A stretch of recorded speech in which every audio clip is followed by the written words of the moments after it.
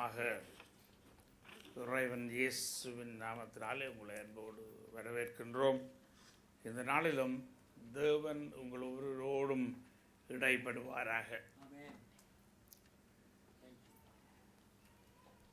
இந்த நாள் நாங்கள் பார்க்க போகிற காரியம் சாதாரணமாக எல்லாருக்கும் தெரிந்தது போல் காணப்படும் ஒரு காரியம். ஆனாலும் சில ஆழமான உண்மைகளை நாங்கள் அறிந்து கொள்ள வேண்டியது அவசியம். அது நிமித்தமாக ஆண்டவராய் இயேசு கிறிஸ்துவனுடைய அவசியத்தை மனிதர்களுக்கு, தனி மனிதருக்கு, சமுதாயத்துக்கு ஆண்டவராய் இயேசு கிறிஸ்து ஏன் அவசியம் என்ற காரியத்தை நாங்கள் விளங்கப்படுத்தக்கூடியதாக இருக்கும். இந்த நாளிலும் நாங்கள் படிக்க போகிற காரியம் இயேசுவே சத்தியம். சத்தியம் என்று சொன்னால் என்ன? ஏதோ நாங்கள் சாதாரணமாக என்ன சொல்லுவோம், நானே வழியும் சத்தியமும் ஜீவனுமாக இருக்கிறேன்னு சொல்லி ஆண்டவர் சொன்னார். ஆண்டவர் சத்தியம் என்ன அர்த்தம்? என்ன உண்மை என்றால் உண்மை என்ன விதத்தில் உண்மை, என்னதுக்காக உண்மை? அந்த உண்மையினாலே அவர் உண்மையான ஒரு மனிதனாக இங்கே ஜீவித்தார். உண்மை, அவர் ஒரு சரித்திர ஆசிரியனாக இருந்தார். அவர் சரித்திரத்திலே கதாநாயகனாக இருந்தார். அது உண்மை என்று சொன்னால் அநேக தெய்வங்களின் பெயர்களை நீங்கள் உச்சரிக்கிறீர்கள், ஆனால் சரித்திர ரீதியாக அவைக்கு ஆதாரம் இல்லை. அந்த விஷயத்திலே ஆண்டவராகிய இயேசு கிறிஸ்து 2000 வருஷங்களுக்கு முன்பு ஜீவித்தார். அது உண்மை. அதனால் என்ன? அநேக ஜனங்கள் ஜீவித்தார்கள், இந்த உலகத்திலே வந்தார்கள், போனார்கள். ஆனால் இந்த சத்தியம் என்ன? இன்றைக்கு நாங்கள் ஆழமாக பார்ப்போம். ஒரு சில வினாடிகள் சிரங்களை தாழ்த்தி கண்களை மூடி பிரசன்னமங்களை ஆட்கொள்ளும்படியாக, ஆழமான சத்தியம் புலப்படும்படியாக பரிசுத்த ஆவியானவரிடம் வேண்டி நிற்போம். மகா பரிசுத்தம் உள்ள பிதாவே, ஆவியானவரே வாரும், வாரும் எங்களுக்கு வந்து கற்றுத்தாரும். ஆண்டவரே, எங்கள் நாவுகளை, எங்கள் இருதயங்களை முதல் அபிஷேகத்தினால் நிரப்பும். ஆண்டவரே, ஆண்டவராய் இயேசு கிறிஸ்து இந்த உலகத்தில் இருந்த பொழுது எப்படியாக தமது சீஷர்களுக்கும் ஜனங்களுக்கும் கற்றுக் கொடுத்தாரோ, இப்பொழுது ஆவியானவரே எங்களுக்கு கற்றுத்தாரும். கற்றுக்கொள்ளும் காரியங்களை நாங்கள் பிரயோஜனப்படுத்திக் கொள்ளும்படியாக தேவரீர் ஏற்ற வல்லமையும் ஞானத்தையும் கூட்டி தரும்படியாக ஜெபிக்கிறேன். துதிகன மகிமையெல்லாம் உமக்கே தருகிறோம். இயேசுவின் நாமத்தில் கேட்கிறோம் நல்ல பிதாவே. ஆமென், ஆமென். யோவான் 14ஆம் அதிகாரம் 6ஆம் வசனம். அதற்கு இயேசு, நானே வழியும் சத்தியமும் ஜீவனுமாயிருக்கிறேன். என்னிடத்திலே அல்லாமல் ஒருவனும் பிதாவினிடத்தில் வரான். அதாவது பிதாவின் இடத்தில் ஒருவன் வருவதற்கு ஆண்டவர் தேவை. அது உண்மை, அது சத்தியம். பாருங்க, இந்த உலகத்தை பார்க்கிற பொழுது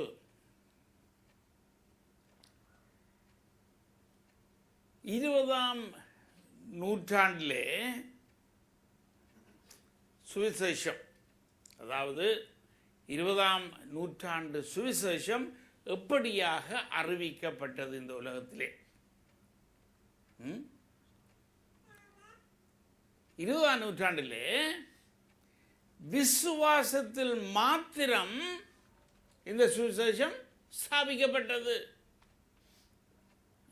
பாருங்க, கிறிஸ்தவ குடும்பத்திலே பிறந்து வளர்ந்து வந்தவர்கள் 20 வருஷம், 30 வருஷம், 40 வருஷம் இந்த கிறிஸ்தவ கலாச்சாரத்திலே, நம்பிக்கையிலே வளர்ந்தவர்களை சடுதியாக நீங்கள் பார்த்து இந்த கிறிஸ்டியானிட்டி இந்த மதம் பொய்யானது, அதிலே உண்மை இல்லை என்று சொல்லி யாராவது சொன்னால், அநேக கிறிஸ்தவ சமுதாயத்திலே கிறிஸ்தவ குடும்பங்களிலே வளர்ந்தவர்கள் அதை என்ன சொல்லுவார்கள்? அதை ஏற்றுக்கொள்ள மாட்டார்கள். ஏன்? அவரே சத்தியம், அது பொய், உங்கள் கதை பொய். ஏன் என்று சொன்னால் விசுவாசம். அதெல்லாம் விளக்கப்பட்டோம், விசுவாசத்தில் விளக்கப்பட்டோம்.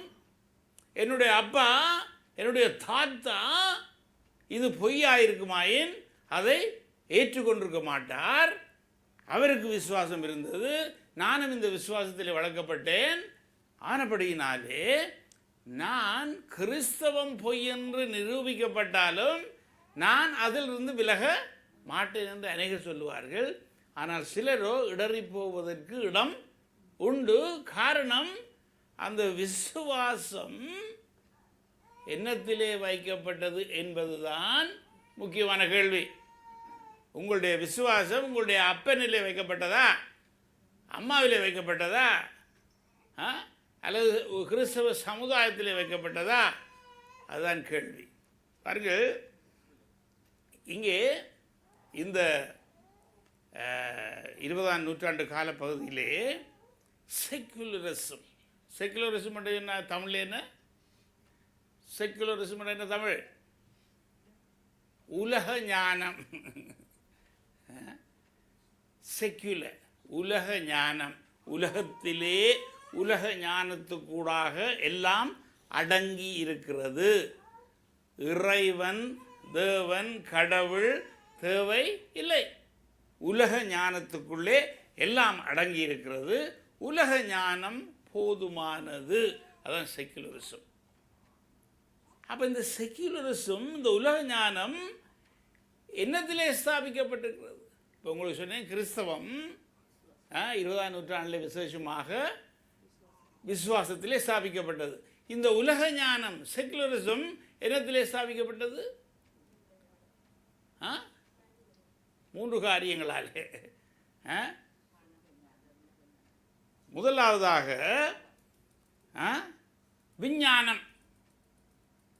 விஞ்ஞானத்திலே ஸ்தாபிக்கப்பட்டது. அடுத்ததாக ஆராய்ச்சி. பாருங்க, பல்கலைக்கழகங்கள் 20ஆம் நூற்றாண்டில் மிகவும் அதிகமாக வளர்ந்து வந்தது. பல துறைகளில் விருத்தி அடைந்து மக்கள் அங்கே அந்த ஆராய்ச்சிகளில் நம்பிக்கை வைத்தார்கள். மூன்றாவதாக ஊடகங்கள். இந்த ஊடகங்களில் நீங்கள் வாசிக்கிற காரியங்களை என்ன செய்கிறீர்கள்? நம்புகிறீர்கள். திருப்பி திருப்பி திருப்பி ஒரு காரியத்தை சொன்னால் நீங்கள் அதை ஏற்றுக்கொள்கிறீர்கள், அதை நம்புகிறீர்கள், உண்மை என்று ஏற்றுக்கொள்கிறீர்கள். அப்போது இதை பார்க்கிற பொழுது இந்த உலக ஞானம் செக்குலரிசம் என்னத்திலே ஸ்தாபிக்கப்பட்டிருக்கிறது? சத்தியத்திலே ஸ்தாபிக்கப்பட்டிருக்கிறது. அதை நிரூபிக்கிறார்கள், விஞ்ஞான ரீதியாக நிரூபிக்கிறார்கள். அப்போது கிறிஸ்தவம் விசுவாசத்திலே ஸ்தாபிக்கப்பட்டிருக்க இந்த உலக ஞானமானது செக்குலரிசம் சத்தியத்திலே உண்மையிலே ஸ்தாபிக்கப்பட்டது போல் காட்சியளிக்கின்றது. இதனால்தான் இந்த 21ஆம் நூற்றாண்டிலே அநேகர் கிறிஸ்தவத்தை ஏற்றுக்கொள்வதை விட்டுவிட்டார்கள். சபைகளிலே இப்போ சில சபைகள் வளர்ந்து கொண்டு போகின்றது. ரைட், சில சபைகளிலே, அதாவது ட்ரெடிஷ்னல் சர்ச்சஸ், பாரம்பரிய சபைகளிலே ஜனங்கள் குறைந்து கொண்டே போகிறார்கள். இன்னும் ஒரு 50 வருஷத்திலே ஆண்டவர் வர தாமதித்தால் அங்கே அநேக சபைகள் மூடப்பட்டுவிடும். ஏற்கனவே இப்போது இந்த பிரதேசத்தை எடுத்துக்கொண்டால், போலிங்டன் பிரதேசத்தை எடுத்துக்கொண்டோம்னு சொன்னால் பெரிய பெரிய சபைகள் அந்த காலத்திலே ஜனங்கள் நிரம்பி இருந்ததினாலே தேவைக்கு படி கட்டினார்கள். ஹோல்சேல் சர்ச் அங்கே போனீங்கன்னு சொன்னால் மிகவும் பெரிய அழகான சபை. சென்ட் மேரிஸ் அங்கே போனீங்கன்னா மிகவும் பெரிதான அழகான சபை. ஹோலி ட்ரினிட்டி ஓரளவுக்கு புதுப்பிக்கு இப்போ அங்கே கூடுதலாக ஆக்கள் போய்கொண்டிருக்கிறார்கள். ஆனால் மற்றும் பெரிய பெரிய சபைகள் இன்க்ளூடிங் கேத்தலிக் சர்ச்சஸ் சென்ட் எல்ஃபிஜேஸில் போனால் மிகப்பெரிய இடம். ஆனால் ஞாயிற்றுக்கிழமையிலே பார்த்தீங்கன்னு சொன்னால் மிகவும் குறுகிய ஜனங்கள். அதனாலே பல்வேறு காரியங்களுக்காக அந்த கட்டிடங்கள் பாவிக்கப்படுகிறது. காரணம் என்ன? காரணம் என்னன்னு சொன்னால் உலக ஞானம் சத்தியத்தின் அடிப்படையில் செயல்படுகிற பொழுது கிறிஸ்தவம் விசுவாச அடிப்படையில் மாத்திரம் 20ஆம் நூற்றாண்டு முழுவதும் செயல்பட்டு ஸ்தாபிக்கப்பட்டபடியினாலே இவர்கள் இந்த சத்தியத்திலே ஸ்தாபிக்கப்பட வேண்டிய உண்மையை, அந்த சத்தியத்தை மறந்து விசுவாசத்தில் மாத்திரம் ஸ்தாபித்தார்கள். அதனால்தான் எங்களுக்கு இப்பொழுது பிரச்சனை கிறிஸ்தவத்திலே ஏற்பட்டிருக்கிறது. அப்போது நாங்கள் அறிந்து கொள்ள வேண்டிய காரியம் என்ன? முக்கியமாக கிறிஸ்து சத்தியம். எங்களுடைய விசுவாசம் பாரம்பரியத்தால் வரும். ஆனால் இயேசு கிறிஸ்து சத்தியம் என்ற உண்மையை நீங்கள் உலகத்துக்கு எடுத்து காட்டுகிற பொழுது உலகம் ஆண்டவரை ஏற்றுக்கொள்ளும். உங்களுடைய விசுவாசம் உங்களுக்கு. ஆனால் புதிதாக வருகிறவர்கள் விசுவாசம் எதனால் வர வேண்டும்?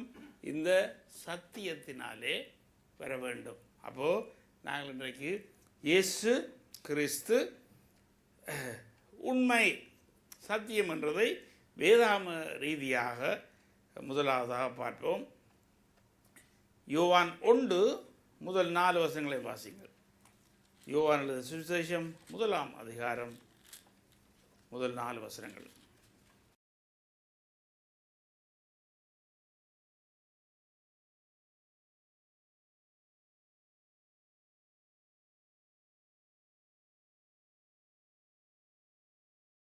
சத்தியம் என்ன? அந்த ஜீவன் மனுஷருக்கு ஒளியா இருந்தது. அது சத்தியம். அது சத்தியம். அப்போ பாருங்கள், ஆண்டவராய் இயேசு கிறிஸ்து வேதாம் சொல்லுகிறது, ஆண்டவராய் இயேசு கிறிஸ்துவே உண்மையான ஒளி, உண்மையான வெளிச்சம். அப்படினாலே ஒரு மனுஷன் பாதை தெரியாமல் ஒரு நிலையிலே நிற்பானாயின் அவனுக்கு என்ன வேணும்? எப்போ ஒருவன் தடுமாறுவான்? எப்பொழுது வாழ்க்கையிலே சாதாரணமாக நீங்கள் பார்க்கிற பொழுது நீங்கள் எப்பொழுது தடுமாறுவீர்கள்? அங்கே இருள் சூழ்ந்திருக்கிற பொழுது, வாழ்க்கையிலே இருள் சூழ்ந்திருக்கிற பொழுது நீங்கள் போக வழி தெரியாமல் தடுமாறுவீர்கள். அப்படியான தடுமாற்றம் தான் உலகத்திலே ஏற்பட்டு கொண்டு இருக்கின்றது. அப்போது நாங்கள் ஜனங்களுக்கு சொல்ல வேண்டிய காரியம், நான் ஆண்டவராய் இயேசு கிறிஸ்துவை விசுவாசிக்கிறேன் என்பது மாத்திரமல்ல. உங்களுடைய விசுவாசம், உங்களுடைய வாழ்க்கையை பார்த்து மற்றவர்கள் மனம் திரும்பக்கூடும். ஆனாலும் அதை விட அவர்களுக்கு கூறப்பட வேண்டிய காரியம், ஆண்டவராய் இயேசு கிறிஸ்து ஒளியாய் இருக்கிறார். உன் வாழ்க்கைக்கு அவர் வருகிற பொழுது உன் பாதை தெளிவாயிருக்கும் என்று சொன்னால் அவர் வெளிச்சம். அடுத்ததாக யோவான் 6ஆம் அதிகாரம் 32, 33.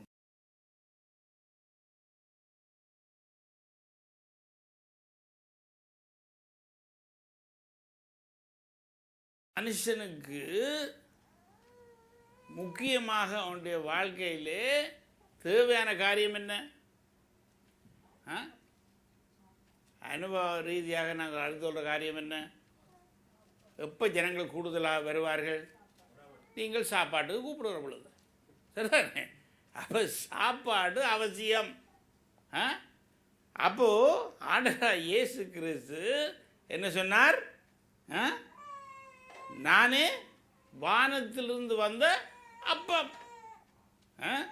இயேசுவே உண்மையான அப்பம். பாருங்க, சாதாரணமாக ஒரு அப்பத்தை சாப்பிட்டா பசி அடங்கும், பசி அடங்கும். அப்போ நீங்கள் ஒரு நாளும் அப்பம் சாப்பிட்டு கொண்டு இருந்தால் மரிக்காமல் இருக்க முடியுமோ? ஒரு நாளைக்கு மரிக்கத்தான் வேணும். அப்போ இந்த அப்பம், நாங்கள் இங்கே உலகத்திலே காணுற இந்த உணவு வகைகள், சாப்பாடுகள் எங்களுக்கு நித்தியமாக ஜீவிக்கும் அந்த சாவாமை வரத்தை கொடுக்க மாட்டாது. ஆனபடியே ஆண்டவர் சொன்னார் என்ன? நானே ஜீவ அப்பம். அதாவது உனக்கு ஜீவனை தருகிற அப்பம். நீ சாகாமல் இருப்பதற்காக, சாவாமை வரத்தை நீ பெற்றுக்கொள்வதற்காக என்னை நீ உட்கொள். அதுக்காக தான் ஆண்டவர் இந்த நியதையையும் ஏற்படுத்தி வைத்தார். ராப்போஜனம், திருவிருந்து என்று அழைக்கப்படுகிற காரியத்தையும் ஆண்டவர் எங்களுக்கு காட்டி கொடுத்தது காரணம் என்று சொன்னால், நாங்கள் அவரை உட்கொள்ளுகிற பொழுது இந்த சாவாமை வரத்தை அடைந்து கொள்வோம். அது மாத்திரமில்லை, அங்கே நாங்கள் எம்மாவூருக்கு போன 2 சீஷர்கள் ஆண்டவர் உயிர்த்தெழுந்த பிற்பாடாக ஆண்டவர்களோடு நடந்து போகிற பொழுது, ஆண்டவர்களோடு இரவு போஜனத்தை அருந்துகிற பொழுது, அவர்களுக்கு பிட்டதை கொடுத்த பொழுது அவருடைய கண்கள் திறக்கப்பட்டது. அப்போ இந்த ஜீவ அப்பம், உயிர் கொடுக்கும் அப்பம் நாங்கள் உண்கிற பொழுது எங்களுடைய கண்கள் திறக்கப்படும். அடுத்தாக 15ஆம் அதிகாரம் முதல் 2 வசனங்களை வாசிங்கள். யோவான் 15 முதல் 2.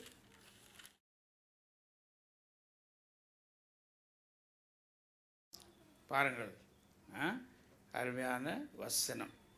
நான் மெய்யான திராட்சை செடி. ஆண்டு சொல்றார், நான் தான் ஆண்டவராகிய இயேசு கிறிஸ்து உண்மையான திராட்சை செடி. அந்த உண்மையான திராட்சை செடி என்று சொன்னால் அது என்ன செய்யுமாம்? கனி கொடுக்கும். ஆண்டு சொல்றார், நான் திராட்சை செடி, நீங்கள் கொடிகள். நீங்கள் எப்பொழுது கனி கொடுப்பீர்கள்? செடியோடு இணைக்கப்பட்டிருக்கிற பொழுது. அப்போது ஆண்டு சொல்கிறார் என்று சொன்னால், நீங்கள் என்னோடு இணைக்கப்பட்டிருந்தால் நிச்சயமாகவே கனி கொடுப்பீர்கள். அப்போ இந்த உலகத்திலே ஆண்டவர் வெளிச்சம், பாதை தெளிவாக்கப்படுகிறது.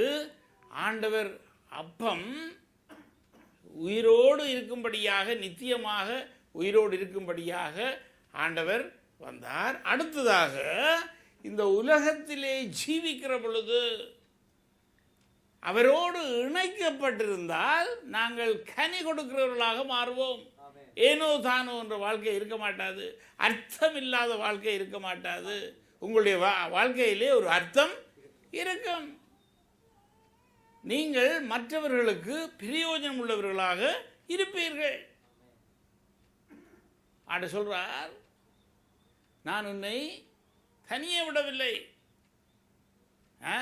எனக்குள்ளாக இருந்து சத்துவம் புறப்பட்டு உனக்குள்ளாக கடந்து வரும். என்னோடு நீ இணைக்கப்பட்டிருந்தாய். அந்த கொடிகள் இருக்குல்ல, அந்த கொடிகள் திராட்சை செடியோடு இணைக்கப்பட்டிருக்க வேண்டும். துண்டிக்கப்பட்டால் அது கனி கொடுக்க மாட்டாது. அப்போது நாங்கள் தொடுக்கப்பட்டு அவரோடு இணைக்கப்பட்டிருக்கிற பொழுது நிச்சயமாகவே நாங்கள் கனி கொடுக்கிறவர்களாக காணப்படுவோம். அப்போது ஆண்டவர் சொல்கிறார், நானே உண்மையான திராட்சை செடி. இந்த உலகத்திலே ஜீவிக்கிற பொழுது என்று சொன்னால், அங்கே சொல்லப்படுகிற 1ஆம் வசனத்திலே, நான் மெய்யான திராட்சை செடி, என் பிதா திராட்சை தோட்டக்காரர். அர்த்தம், இந்த உலகம் யாருக்கு சொந்தமானது?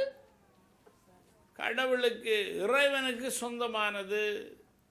அப்போ இந்த உலகத்திலே நீங்கள் ஜீவிக்கிற பொழுது நாங்கள் இந்த உலகத்தை குத்தகைக்கு எடுத்திருக்கிறோம். நீங்கள் ஒரு காணியை குத்தகைக்கு எடுத்தால், இங்கே நான் ஒரு வருஷம் சும்மா இருந்து விட்டேன், விளைச்சல் இல்லை என்று சொன்னால் தோட்டக்காரன் என்ன செய்வான்? சொந்தக்காரன் ஆளை சுரத்தி விட்டுருவான் இல்லையா? அப்போது அங்கே நீங்கள் விளைச்சல் செய்கிறவர்களாக காணப்பட வேண்டும். அதே போல தான் இந்த உலகம் சொந்தக்காரர் பிதா, ரைட்? நாங்கள் இதை குத்தகைக்கு எடுத்திருக்கின்றோம். நீங்கள் விளைச்சல் கொடுக்கிறவர்களாக செய்கிறவர்களாக காணப்பட வேண்டும். அப்போது ஆண்டவர் சொல்கிறார், என்னோடு இணைக்கப்பட்டிருக்கிற பொழுது நீங்கள் கனி கொடுக்கிறவர்களாக காணப்படுவீர்கள். அடுத்ததாக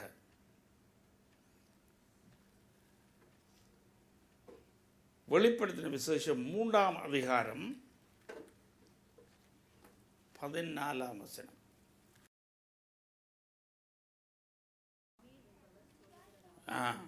அப்போ இங்கே ஆண்டவராகிய இயேசு கிறிஸ்து ஒரு உண்மையான சாட்சியாக இருக்கின்றார்.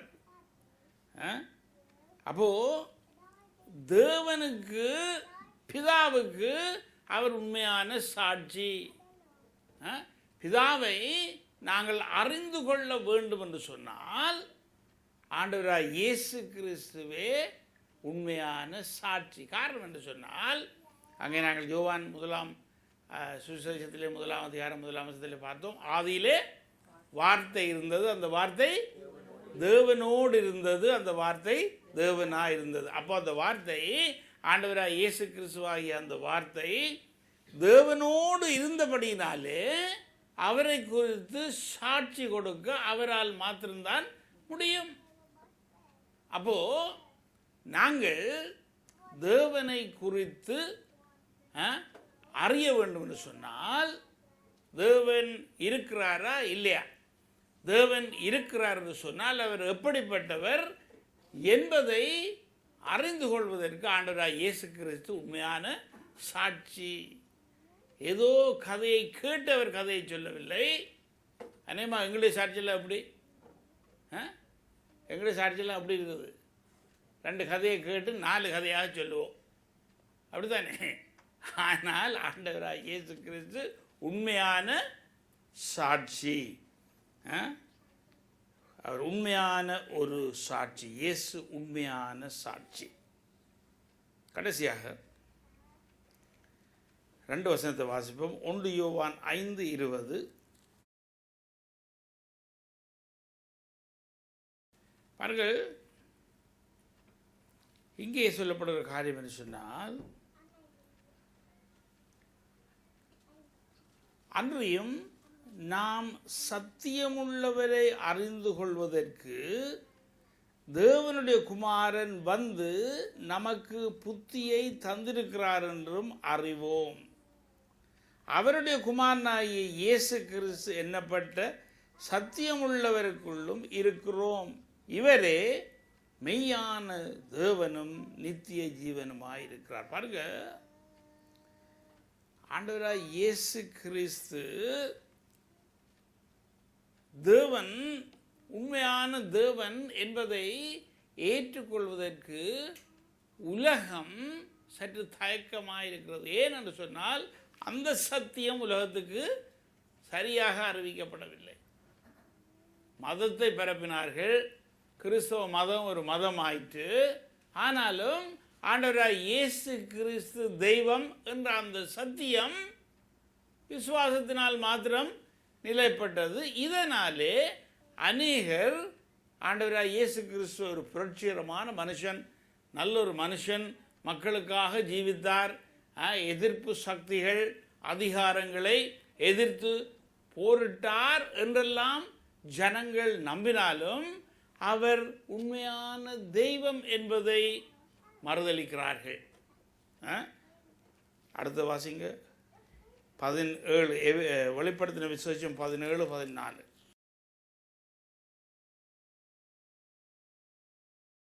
ஆமென். பாருங்க, ஆண்டவராகிய இயேசு கிறிஸ்து ஆட்டுக்குட்டியானவர் கர்த்தாதி கர்த்தரும் ராஜாதி ராஜாவுமாய் இருக்கிறபடியினால் அவர்களை ஜெயிப்பார். கர்த்தாதி கர்த்தர், இங்கே இந்த வசனங்கள் உறுதிப்படுத்துகிற காரியம் இயேசுவே உண்மையான தெய்வம். அநேக இந்துக்கள் என்ன சொல்லுகிறார்கள்? ஆண்டவராகிய இயேசு கிறிஸ்துவை ஒரு தெய்வமாக கருதுகிறார்கள். அவரே உண்மையான தெய்வம் என்று சொல்லி அவர்கள் கருதுவது கிடையாது. அது மாத்திரமல்ல, கிறிஸ்தவத்துக்குள்ளாக தாங்களும் அடங்கி இருக்கிறோம் என்று சொல்லுகிற சில குழுக்கள், ஜெகோவாஸ் விட்னஸ், மோமன்ஸ், இப்படியாக சில குழப்படி கூட்டங்கள் என்ன சொல்லுகிறார்கள்? ஆண்டவராகிய இயேசு கிறிஸ்து தெய்வம்தான், ஆனால் சின்ன தெய்வம். அவர் சின்ன கடவுள், பெரிய கடவுள் பிதா, இவர் சின்ன கடவுள். இது ஒரு ஏமாற்றம். இதை விட ஒரு இந்து மனம் திரும்புவதற்கு, ஆண்டவரை ஏற்றுக்கொள்வதற்கு சந்தர்ப்பம் உண்டு. ஆனால் இது என்ன செய்யும் என்று சொன்னால் அவர்களை அழித்தே போட்டுவிடும். ஆனபடி நான் பிரியமானவருடைய பிள்ளைகளே, இந்த சத்தியம் நீங்கள் விசுவாசத்தில் மாத்திரம் ஆண்டவராய் இயேசு கிறிஸ்துவை அறிவிப்பீர்களானால் அந்த விசுவாசம் சில வேளைகளிலே அவர்களை தொடமாட்டாது. ஆனால் ஆண்டவராய் இயேசு கிறிஸ்துவே உண்மையான தெய்வம் என்பதை நீங்கள் ஆணித்தரமாக கூறுவீர்களாயின், அனுபவ ரீதியாகவும் உங்களுடைய வேதாகம அறிவு நிமித்தமாகவும் நீங்கள் ஆணித்தரமாக கூறுவீர்களானால் நிச்சயமாகவே ஜனங்கள் அவரை ஏற்றுக்கொள்வார்கள். இந்த நேரத்தில் ஆண்டவராகிய இயேசு கிறிஸ்து உண்மையான தெய்வம் என்பதை காட்டும் ஒரு சின்ன வீடியோ கிளிப் உங்களுக்கு ஆங்கிலத்தில் தான் இருக்கின்ற, தமிழில் இல்லை. இதை பாருங்கள். அதுக்கு பிற்பாடாக நாங்கள் தொடர்ந்து 48% of the Muslim in the United States of America believe that there are Muslim first, there are American second. Our purpose is to change this culture because they're infidel and what they're doing is not pleasing to Allah, and we are the soldier of Allah who will make them do it. Kamal Salim was born in Lebanon to a devout Muslim family. As early as 4 years old, he remembers sitting at the kitchen table while his mother taught him about the Quran and his duty to Allah and jihad. From my childhood, my mom said, one day you'll be a martyr, my son. You will die for the sake of Allah and you will exalt Islam. She said, if you kill a Jew, my son, your hand will light up before the throne of Allah, and the host of heaven will celebrate what you have done. Kamal was 7 when his parents sent him to Muslim training camps to learn to use weapons and engage and kill the enemy. The boys were also taught another, more subtle form of warfare. We were training for what's called culture jihad, which is shifting cultures. Culture jihad is, it's unlike the sword, unlike the rifle, it is the jihad that will come into your world. By his 20s, Kamal was chosen to wage cultural jihad on America. In Islam, liberty, freedom, monarchy, all these are idols, and these must be brought down. So the liberty that you have in the United States of America, it's anti-Islam. So America must be changed. So I moved to the Bible Belt specifically. The Bible Belt was the strongest of strongest. That's where the stout Christians are. And I want to take on the best of the best because I considered myself as a sword of Islam. I thought I'm anointed, I'm unique, I'm selected.